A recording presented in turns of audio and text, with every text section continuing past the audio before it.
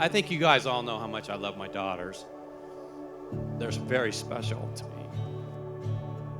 I'm not going to talk a lot about Brittany because I think everybody knows about Brittany. I mean, she's, all everything. I want to talk a little bit more about Matt. I didn't know at first if he was going to kind of fit in with the family, right? Because he had, the puzzle piece didn't fit. And then the craziest thing happened. Those edges smoothed out, and all of a sudden the puzzle piece fit. And then the rest is history. If I got you, baby, every day's a honeymoon.